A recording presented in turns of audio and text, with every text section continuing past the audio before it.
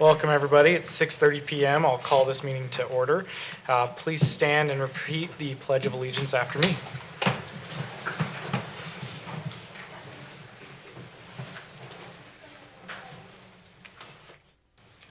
I pledge allegiance to the flag of the United States of America and to the republic for which it stands, one nation, under God, indivisible, with liberty and justice for all. Thank you. Do I get to pick on Charlie or Rory this meeting? Charlie, would you call roll, please?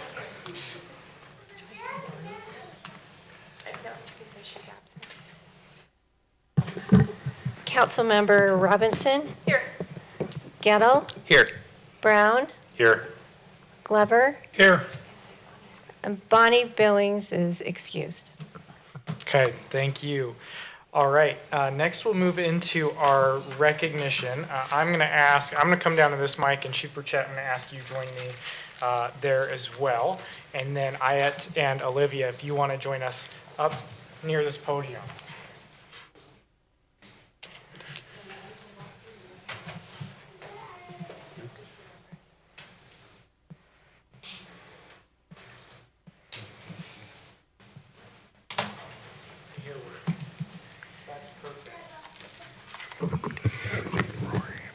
So I don't know if you all know this, but we had a pretty scary fire in our neighborhood. I don't know if you know this, but no, by your house.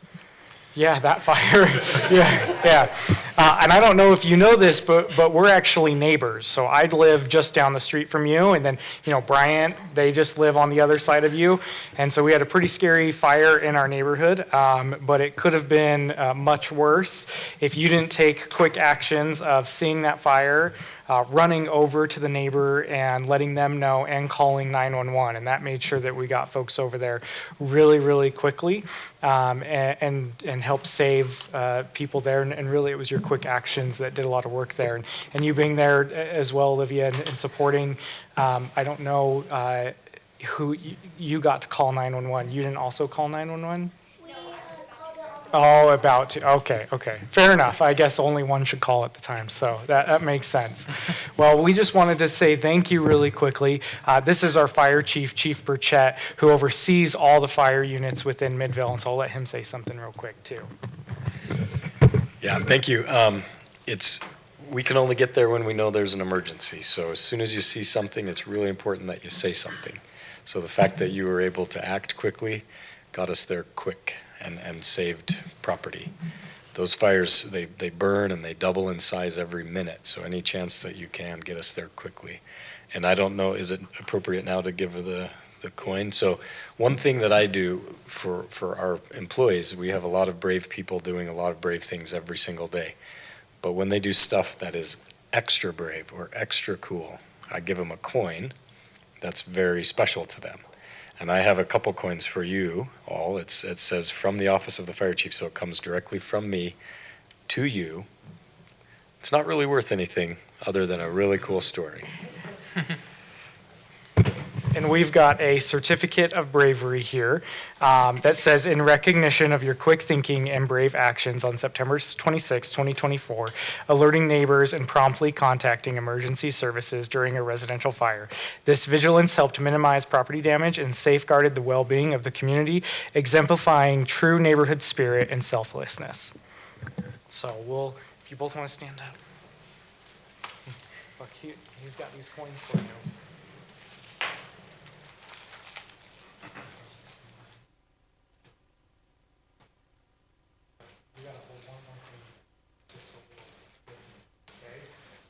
Can we all give him a round of applause?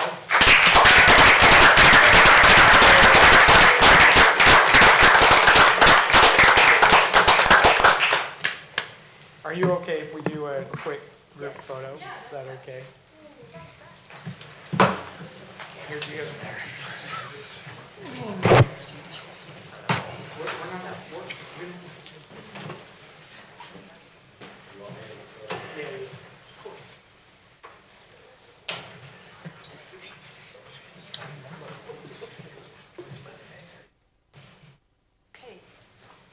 2, 3. 911. Great job.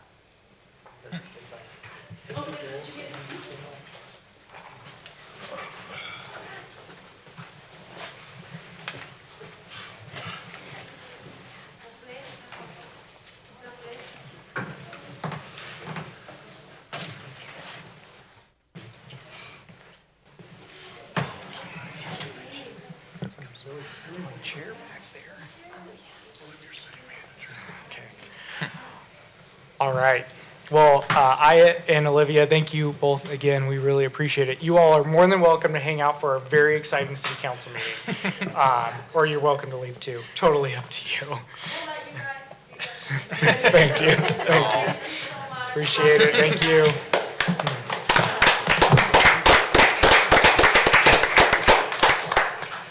All right. With that, we will move into the Unified Police Department report and hear from Chief Morse.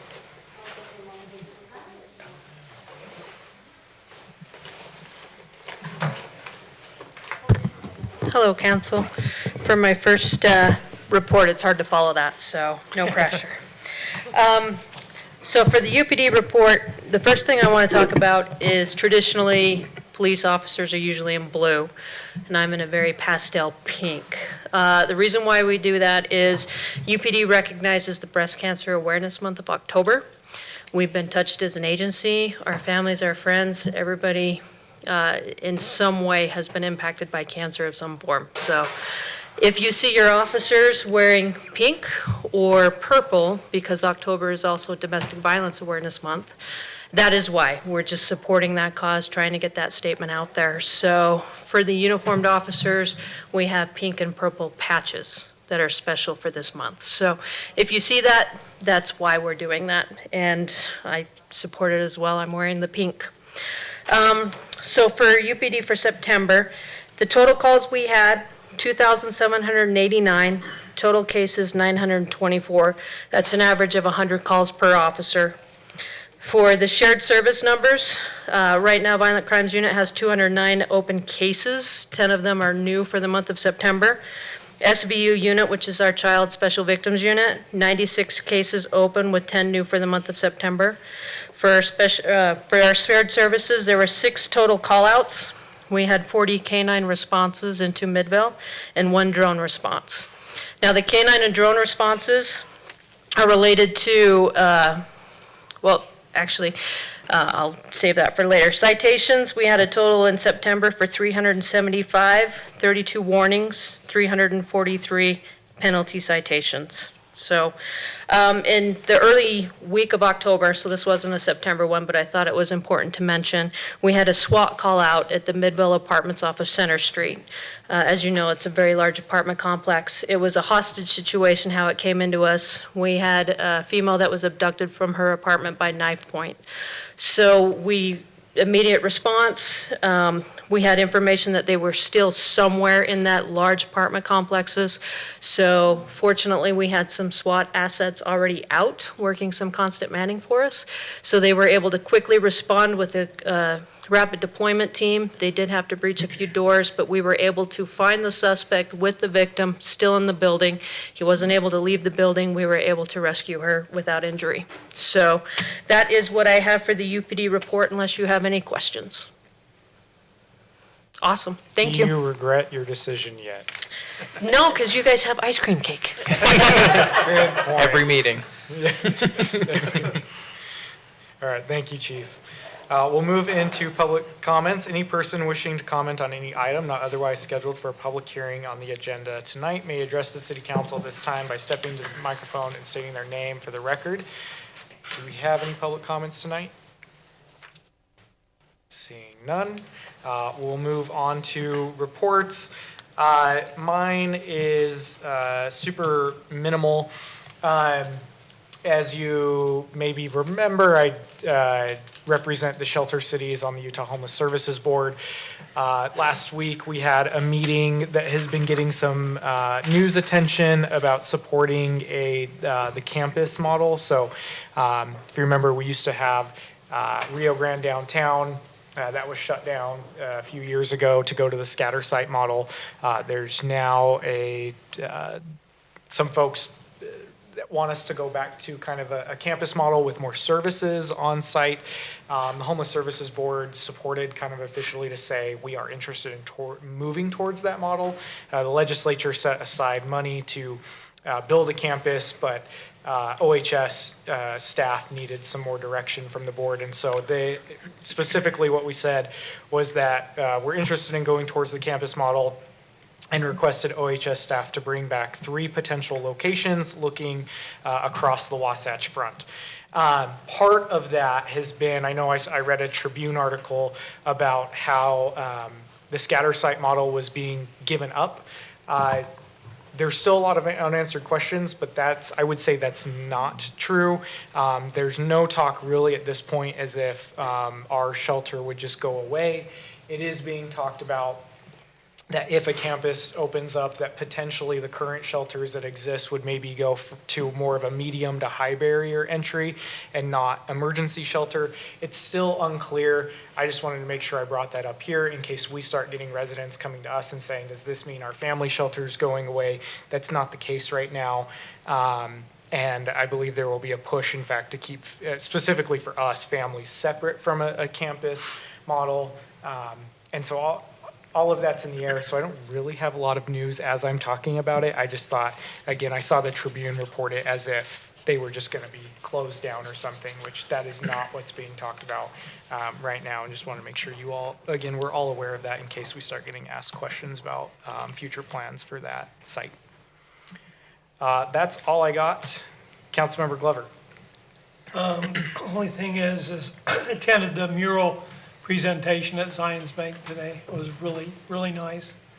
I was proud of Zion's stepping up to, I think it was $5,000 that they gave to the Boys and Girls Club.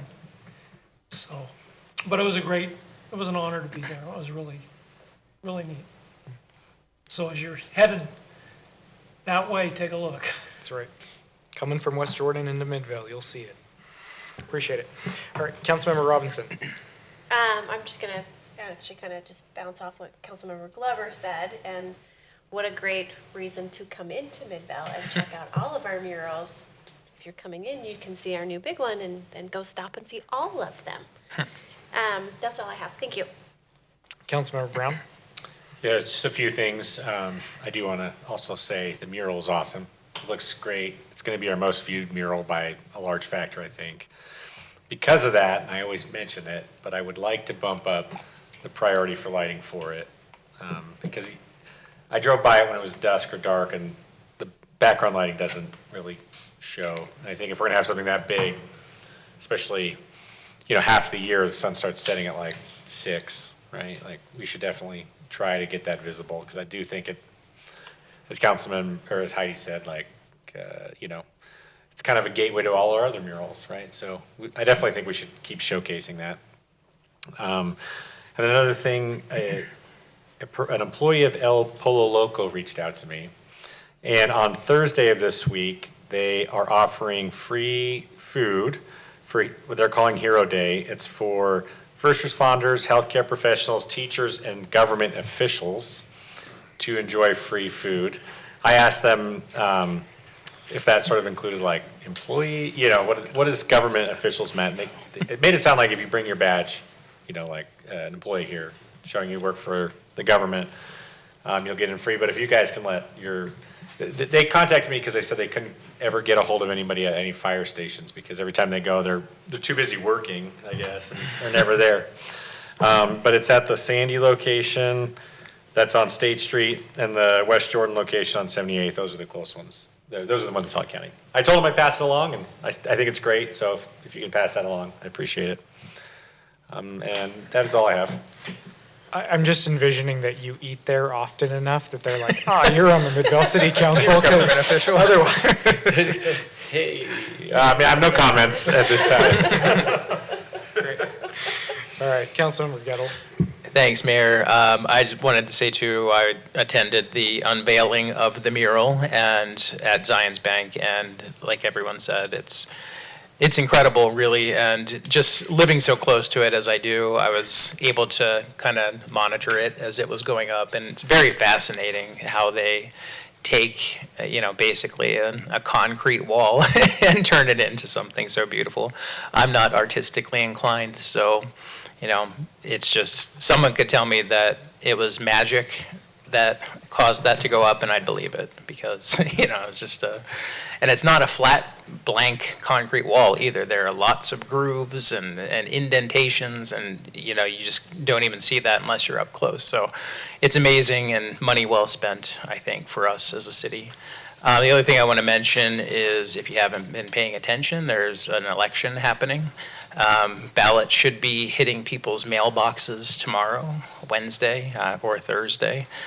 So, as I always mention during election season, the easiest way to return your ballot is right in the parking lot. So we'll have that ballot return box out there, and also I think Midvale City Hall or the Senior Center is selected as an early voting center. City Hall. So just putting that out there. I'm sure folks have been paying attention and knowing that there's an election happening this year. That's it. Thanks, Mayor. Thank you, City Manager Dahl. Sure. Following Councilmember Gettle's comments, because of the election, the next normally regularly scheduled meeting would have been on Election Day. Because we're not having that meeting, that means our next city council meeting will not be until November 12th. So there will be a little bit more of a gap than normal, just giving you a heads up on that. I don't know if you guys heard, but there was a mural unveiling at Zion's Day. So I was going to say something about that, but maybe that's been covered, but it was very cool. Nobody mentioned the really good speech that somebody gave at it. Yeah, the No. CEO of Zion's did Yeah, a great job. Mr. Hughley did a good job. And the mayor as well. Oh, yeah. Week Mayor? It's his birthday.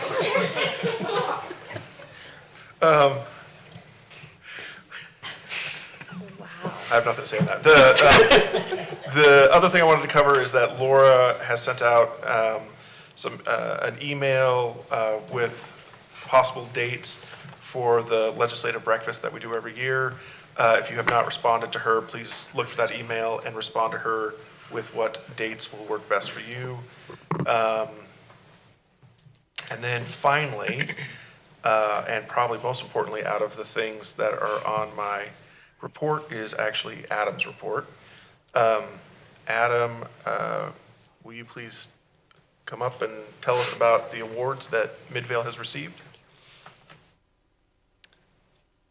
And really quick, the Midvale is not an early voting place. So for the record, it's for some reason. Yeah. They only have Just on election. 6 different places. Oh, okay. Yeah. And Beaver is a senior center. But election day voting is here. Yeah. Just the 7 people online might need to know that. Shane, you get to, if everyone wants to talk, it has to be. I just wanted to give a little bit of some cool news. Last week was one of the conferences for the Utah chapter of the American Planning Association, and it was held in Provo. And before the conference happened, I was called and notified that Midvale was nominated for some planning awards. And during one of the lunches, they presented these awards to us. Shane and Candy are on the Planning Commission, and they were there with me to accept these awards, and I thought it would be great to have them here tonight. The first one that we were nominated for and we were awarded was for an Outstanding Plan Award, and they gave this to us for our Bingham Junction plan, our Bingham Junction Station Area Plan, and also that we collaborated and coordinated with West Jordan in 2 of theirs because the plans overlapped. And so they thought that was a good example of communities working together in order to accomplish these station area plans. So that was one award. And Shane actually, I think it was that one that you introduced, didn't you? Yep. So he was up there in front of hundreds of people to introduce that. The second award that we received was what they call the Beehive Award of Excellence. According to them, this is the top award that someone can receive, and cities cannot nominate themselves. So I don't know who nominated us, but we got this award, and this was for basically reigniting our Main Street with the programs that we have going on, the murals, just trying to activate Main Street, the form-based code, and all the improvements that the city is making.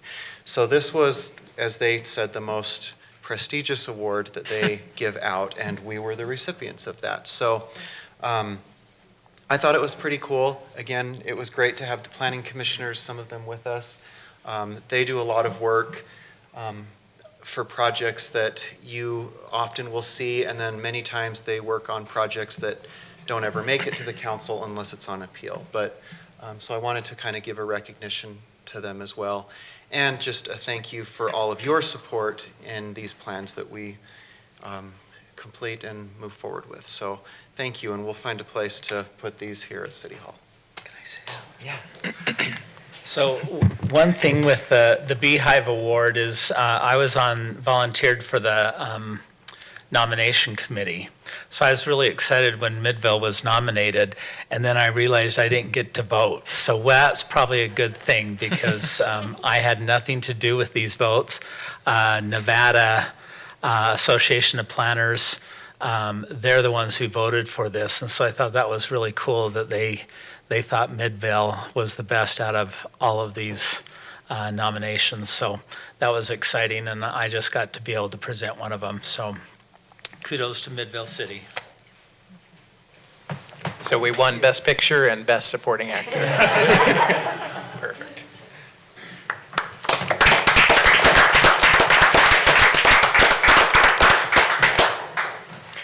I just have to say, I mean, that's the first I'm hearing of these awards. I'm pretty proud of that, especially, not that I'm the one doing the work, but on the Main Street one, especially, I know that, I don't know, I think all of us here, we see the changes on that street every day, but also it's still a slow and tedious process, and I think sometimes folks want it to be done tomorrow, and just trying to express how challenging it is, how time-consuming it is coming up with these programs, altering these programs to bolster the street, and being recognized for that at this level. I mean, I really think it really shows the work that this staff has put into it, and luckily with support from the council. So appreciate that. That's definitely something to be proud of. That concludes my report. Thank you. All right, we'll move on to the consent agenda with 2 items. Consider minutes of October 1st, 2024, and consider resolution number 2024 R45, adopting the 2024 Midvale City Water Conservation Plan. If you remember, that conservation plan was presented at our last council meeting. Unless there's any questions on either of those items, I would entertain a motion. Mayor, I motion that we approve the consent agenda. Second? Thank you. We have a motion and a second. Any discussion on that? Charlie, would you call roll, please? Councilmember Glover, Aye. Robinson, Aye. Brown, Yes. Gettle, Yes. Thank you. Passes. I was waiting for one more name there, and I'm just, forgetting we're one down.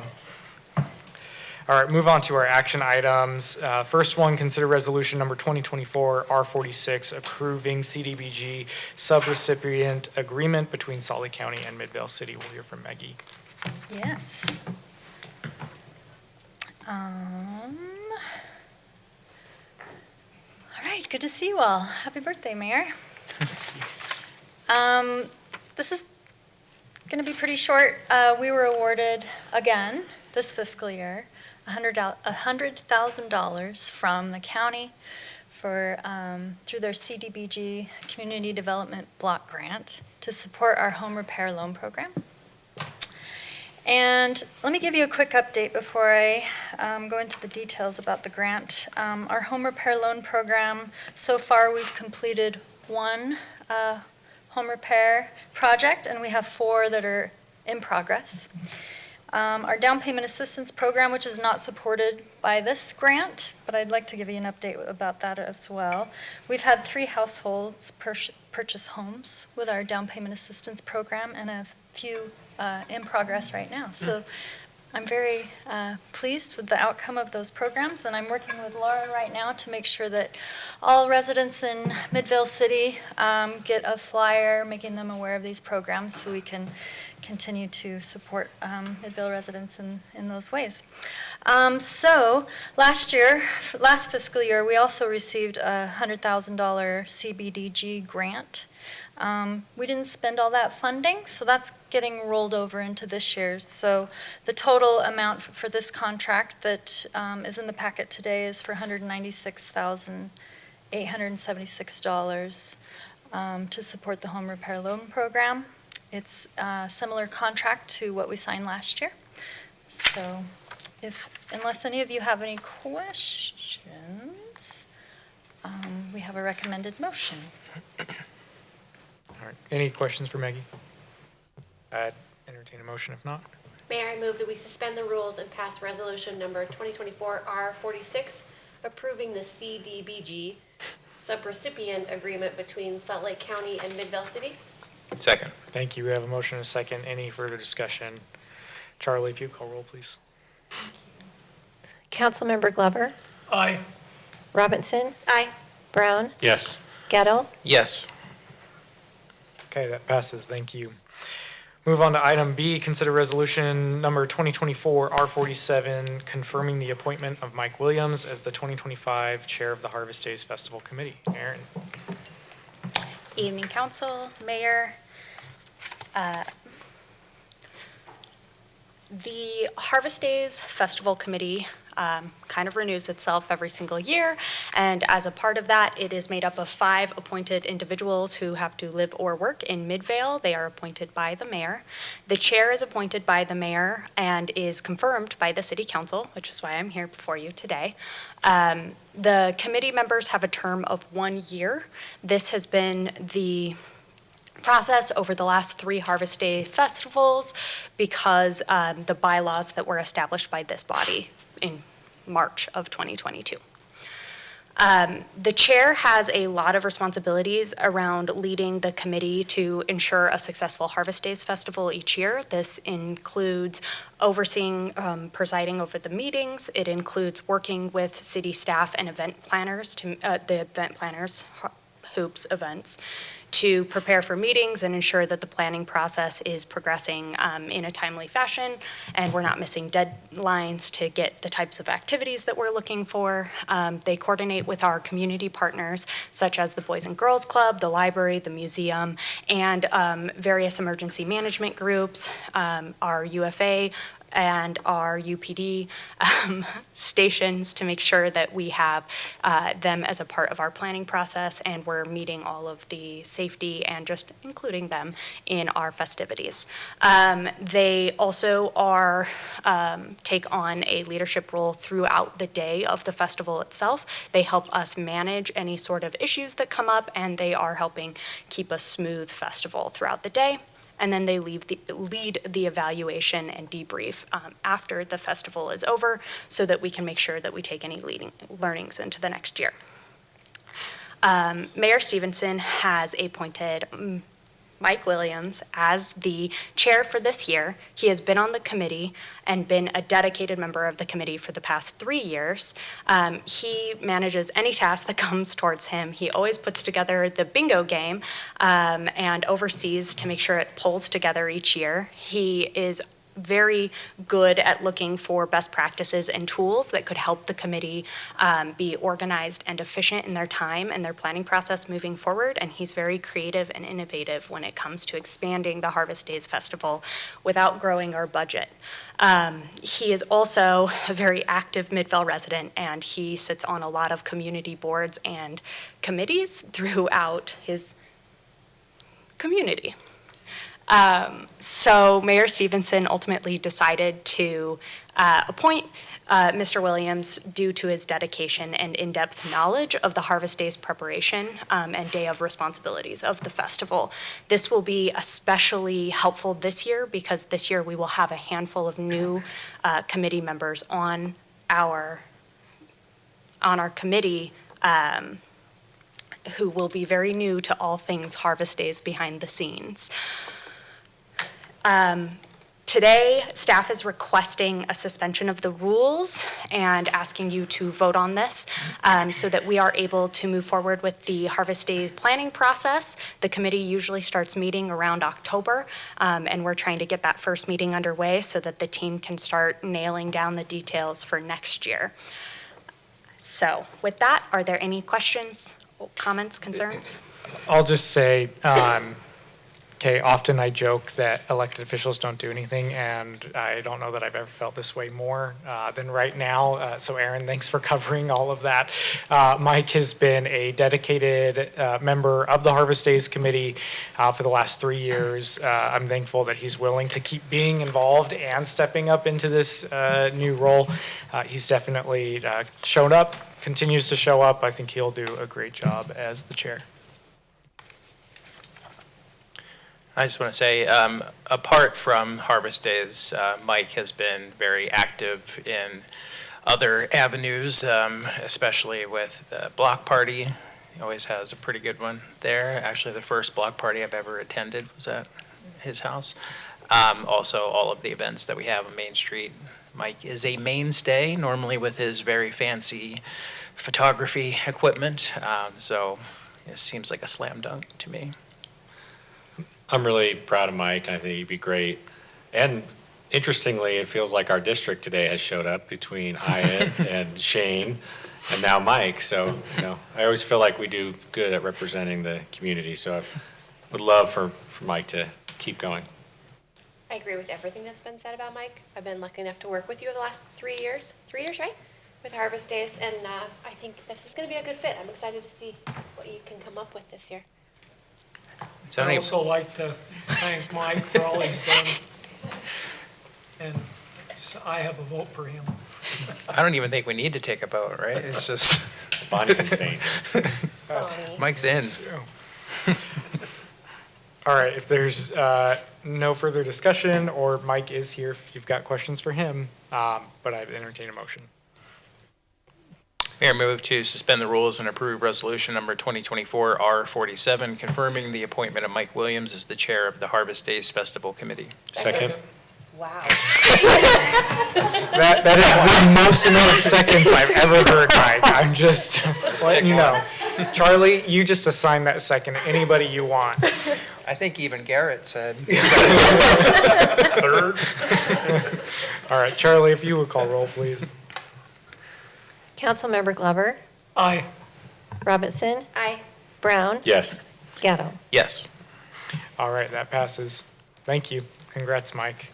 Maybe congrats. It's going to be fun. All right, we move into item C, consider resolution number 2024 R48, amending the Harvest Days Festival Committee bylaws. All right, this is the last thing, I promise.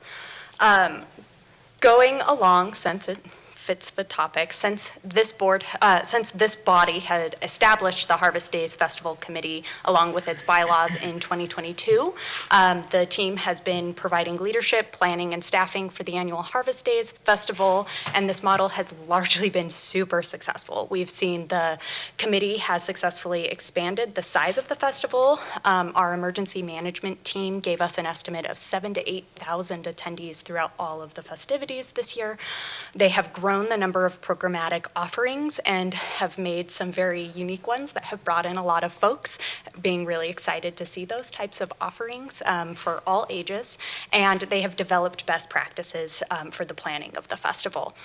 In addition to really growing the interest of Harvest Days and making it a bigger and more inclusive event for Midvale residents, we've also seen a huge number of residents being more interested in participating in Harvest Days, from volunteering and to joining the committee. So the bylaws that were passed 3 years ago has the committee consisting of 5 members, all of which are appointed by the mayor.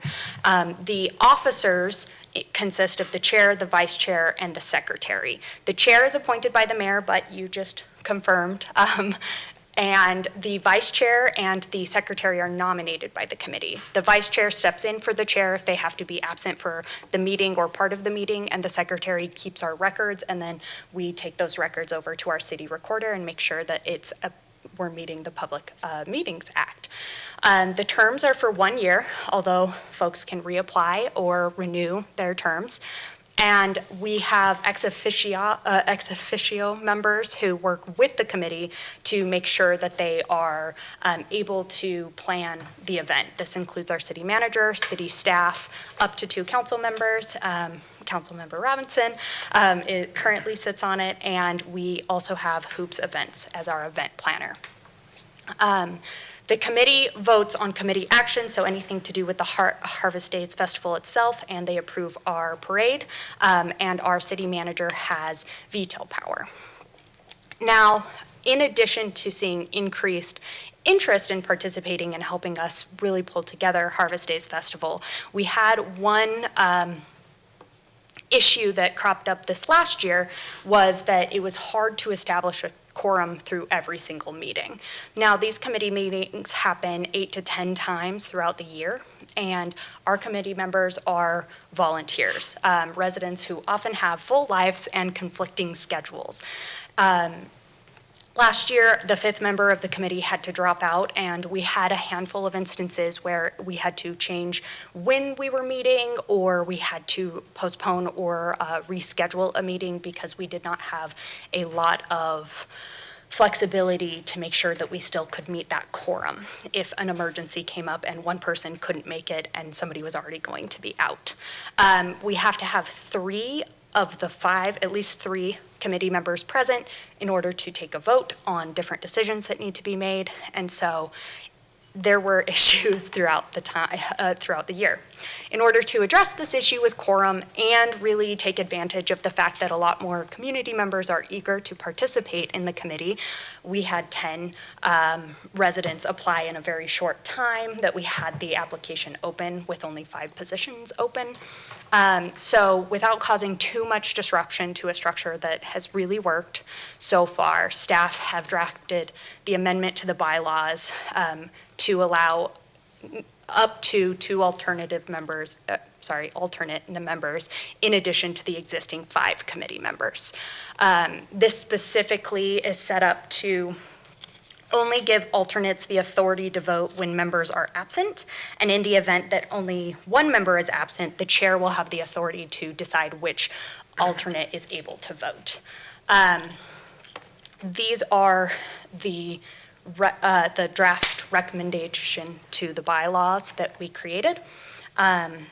And as before, we are requesting a suspension of the rules because we are hoping to get this team together to start making those decisions with the alternates in place, should that be the direction this body would like to go. Questions, concerns, complaints? I have a question, and I did promise I'd be as brief as possible tonight to several people, but I have a question about city manager's veto power. And Matt, close your ears. I often look at things like this, and yes, we have a wonderful city manager in place now, and hopefully he will be in place forever. However, he probably will want to retire at some point in his lifetime. So I'm just curious, there could be a time years from now where someone says, why did this council ever give the city manager full veto power over, a decision from the committee without there being any sort of recourse to address that veto? Typically, a governing body that is able to veto something, there's an additional power to override that veto. So that would be something I would personally be interested in looking into, maybe not, before we approve these changes, and especially since Matt's going to be here for another 30 to 40 years. But it's something that I'm interested in, just making sure that we're setting ourselves up for success in the very, very long-term future. My understanding, although Garrett will correct me, is that you do have that authority as this board, as our city manager answers to you. So should there be something that you would like to override, you could. Yeah, so the bylaws that's why they're coming to you, is you control what those look like, you control the organization. I believe when this was drafted, the big thing was we wanted someone from the city who was aware of the budget and who also was aware of the liability issues to have final say over the committee. So that way we did not end up in a situation where we're saying, hey, we're gonna do a dunk tank with live sharks in there because we think that would be really cool, or we're gonna do whatever it may be where we're running into those types of issues. Actually, a more pertinent example might be sumo wrestling. What I mean by that is, I worked with sorry, let me take a step back. If you want to make that change, that's fine. I think when we originally put that in, and not sort of stepping on what Gary was saying, but is when we were having our first committee, we weren't really sure what kind of things were going to come out of that. And so instead of like potentially having to like bring in all of the potential issues that a city manager might have to say no to this group to sort of say, is this what you want or not want or whatever, we thought that it would be more efficient in order to just say that I could just say no. That being said, I have, instead of using the veto, I've really worked with the committee and I've really taken the position, and I know you're not saying me, you're saying in general, but my position has been one of saying, if it's not gonna get us in trouble, I don't wanna say no to stuff just because I don't like it, but like, it's really trying to say, is there a liability issue, is there a cost issue, that kind of thing. I've never vetoed anything, although I have said that might not be the best idea, but there's definitely examples of where there are things where I was quite nervous about them, and in the way I administer it, I defer to them, and sumo wrestling being one of those things that was successful, but it definitely was something that was a leap for me, but because they wanted to do it and they were supportive of it, and I wanted to support them in those efforts, I didn't. So I'm not going to be offended if you want to take that veto out, but it's really just intended to be something that would help make decisions faster so that they would know whether they can or can't do something rather than waiting for the next city council meeting in order to determine that. But we've also found the group that Mike has been a part of and now is leading has been a very responsible group, and as long as we just continue to work together, if I don't have a formal veto, I'm not going to be upset about that. But I guess my thought on that is, and I appreciate that, is if we are vocal about having a veto power in the bylaws, then we should have a mechanism to review that veto. The other option, as you said, if you're not vetoing things and just doing diplomatically working with the committee, why don't we just get rid of that? The city manager has the veto power. The city manager, whether it's you or anyone else along the line, hopefully would be doing exactly what you're doing, working with the committee and making sure it's the right idea for the thing. But I view things 20 years from now where we could have a city manager who doesn't like a certain thing that we've done for many years, and that would give that person the right to say, no, we're not doing that now or ever again. I am curious on thoughts from the other council members. Personally, I like the veto. In my mind, we have a city manager who comes in and stops something.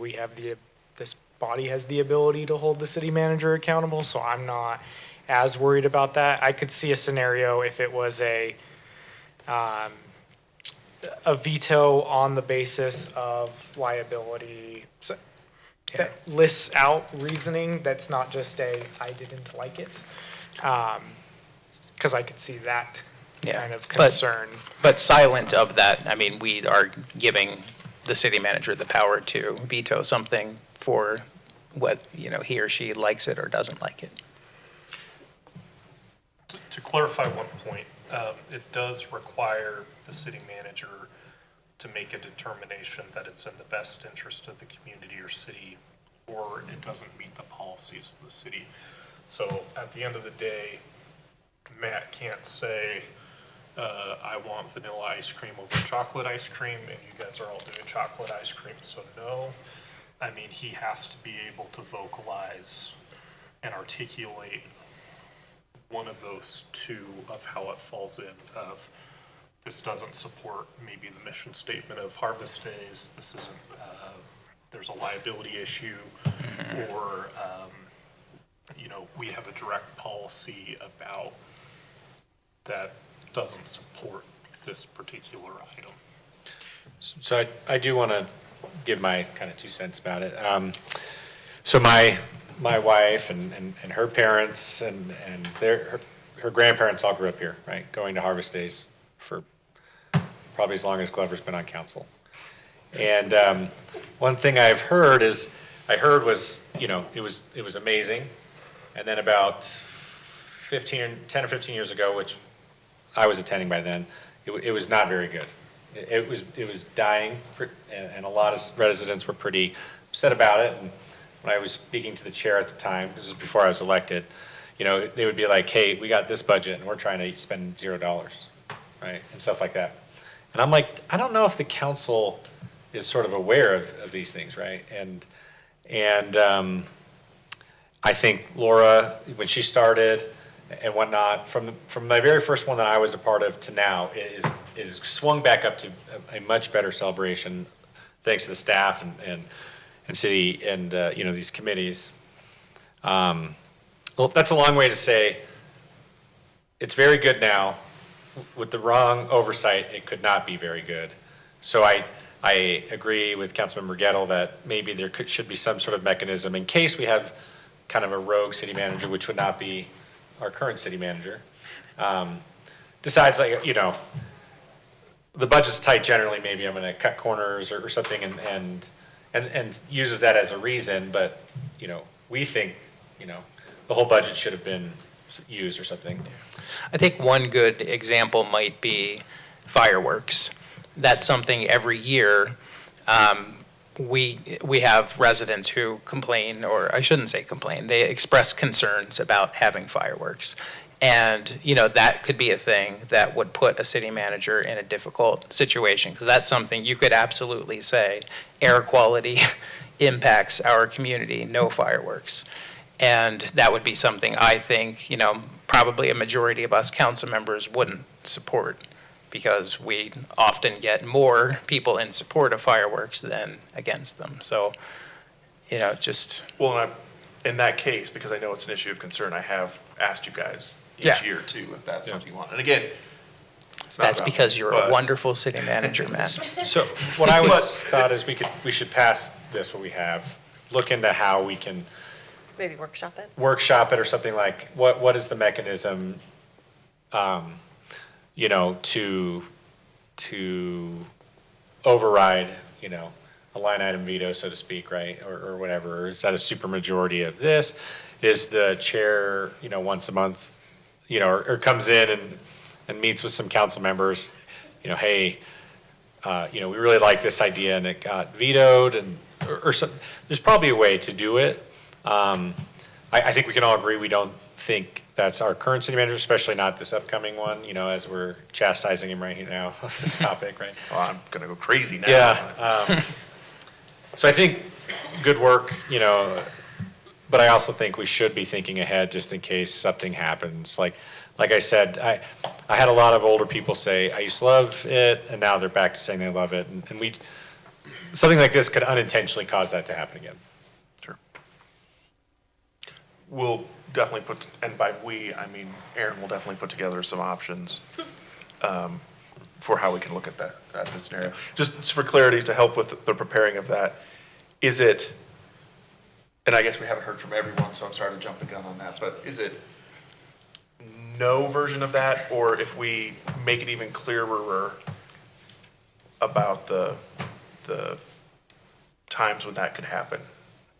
Oh, my opinion is that you should be able to say no, but there should be a mechanism if they don't like the no that you gave, to come back to the council and if they want to try to overturn it. Okay. That would be my Yeah, opinion. like a legislative override, I mean, that way, at least, if you said no, they understand that they probably are not going to get it.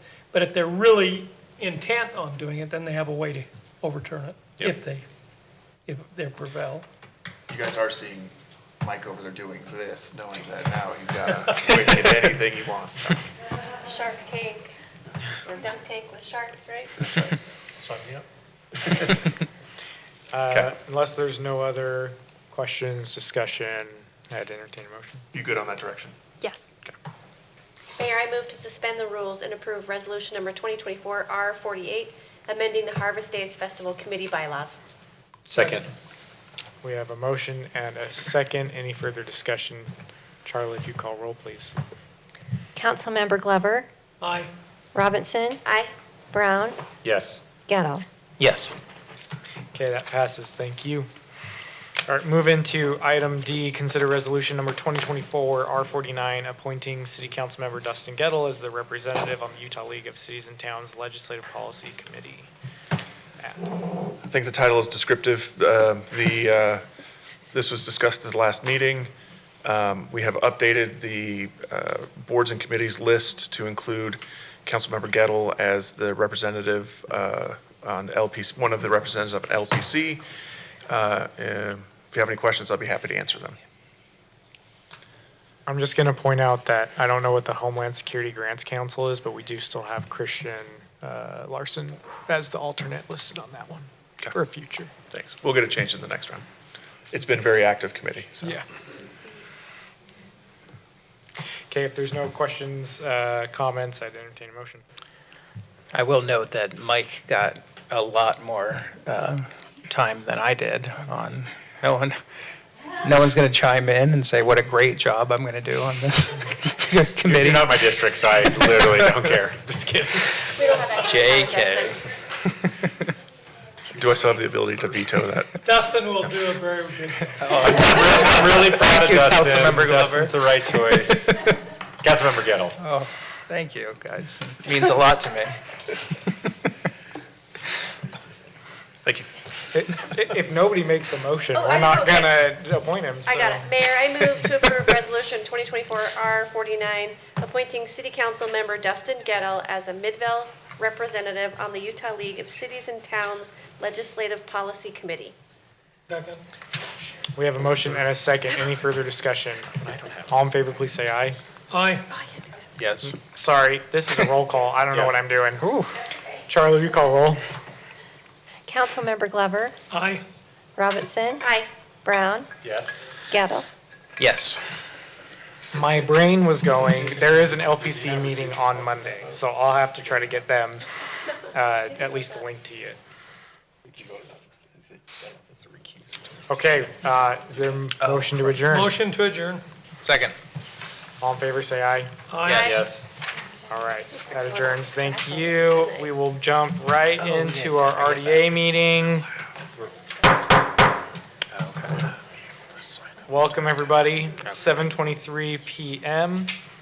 Charlie, just as soon as you're ready, if you would call roll, please.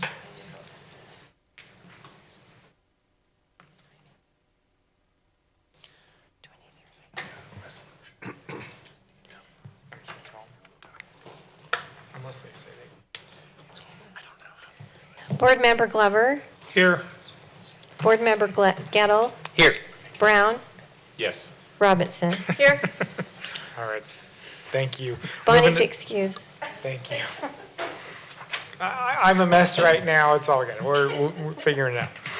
Okay, we'll move into public comments. Any person wishing to comment on any item not otherwise scheduled for a public hearing on the agenda tonight may address the redevelopment agency of Midvale City at this time by stepping to the microphone, stating their name for the record. Do we have any public comments?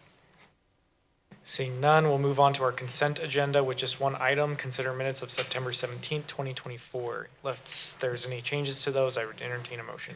Mayor, I motion that we approve the consent agenda. Second. Thank you. We have a motion and a second. Any discussion? Charlie, if you call roll, please. Board Member Brown, Yes. Gettle, Yes. Glover, Aye. Robinson. Aye. Thank you.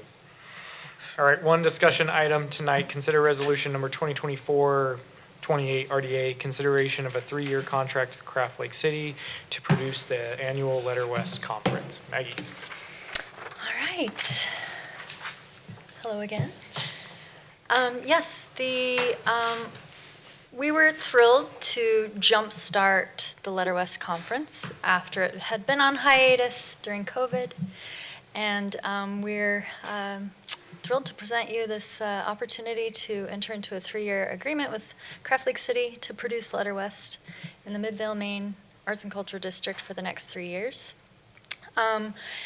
If you can remember, Angela Brown visited us during a workshop in June. It was quite a while ago, but we've been negotiating the contract, and also they had to produce the DIY Festival, which is a huge festival at the state fair park, so they were a little busy. So I apologize that there's so much time between her presentation and us bringing this agreement to you all. Oh, I keep thinking I have this on my computer. So Letter West 2024 was a one-day event. For the next 3 years, Letter West 2025 through 2027 will be a 2-day event. There will be a community activity like in 2024, but they're also adding a night market. So an additional activity that the community can participate in. Last year there were workshops and keynote speakers, and for the next 3 years, based on survey feedback from attendees, the workshops will be longer, and they will continue to have keynote speakers from around the globe coming to Midvale Main Street. Total RDA funding in 2024 was $35,000. The total cost of the conference, I think they estimated it was about $50,000. For the next 3 years, the annual conference, the RDA will be funding, I'm sorry, not the RDA conference. The Letter West conference that the RDA will be funding we agreed on $55,000 annually for the next 3 years. I hope that you still remember her breakdown of the conference and her vision for the future, the next 3 years with Letter West. I'm happy to discuss more of that with you all, but we're just thrilled to host this conference and have all these artists from around the world and around the state of Utah and the country ascend on Midvale Main Street from all different backgrounds and mediums, and also the way that they engage the Midvale businesses was really amazing, and it's brought more attention to the street and the businesses and the arts and culture that we have going on.